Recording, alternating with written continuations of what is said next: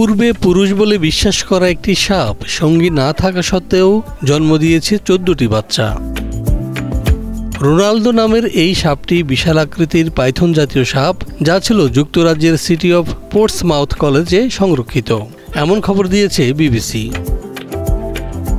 বিশাল আকৃতির পাইথন বা অ্যানাকোন্ডা জাতের এই সাপের বয়স হয়েছিল 13 বছর। পিট কুইনলান, যিনি কলেজের একজন পশু যত্ন প্রযুক্তিবিদ, রোনালদোকে সন্তান জন্ম না হওয়া পর্যন্ত ভেবেছিলেন একটি পুরুষ সাপ। তিনি আরও নিশ্চিত করেছেন, তার যত্ন নেওয়া 9 বছরে এই সাপটি অন্য কোনো সাপের সংস্পর্শে আসেনি।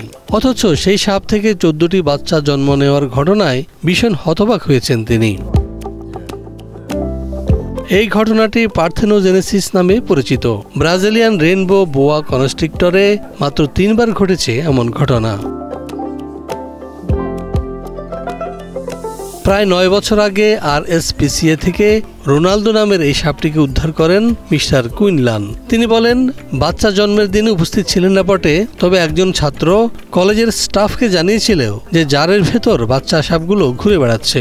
তিনি সেখানে কি ঘটছে জানার জন্য ছুটে যান এবং দেখতে পান বাচ্চা সাপগুলো কিলবিল করছে। কুমারী জন্ম প্রাণীজগতে অহরহ ঘটে বলে জানান জীববিজ্ঞানীরা। অনেক অমেরুদণ্ডী প্রাণী যেমন পোকামাকড় তেমনিভাবে অযৌনভাবেও প্রজনন করতে পারে, তেমনি সঙ্গম ছাড়াই সন্তান উৎপাদন করতে পারে। তারা সাধারণত নিজেদের ক্লোনিং করে এটি অর্জন করে বলে জানিয়েছেন বিজ্ঞানীরা, যার ফলে তারা জিনগতভাবে অভিন্ন বংশধর হয়।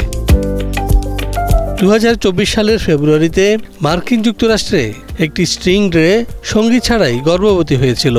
মেরুদণ্ডী প্রাণীদের মধ্যে সাপের এই ঘটনাটি এখনও বিরল বলে জানিয়েছে গবেষকেরা।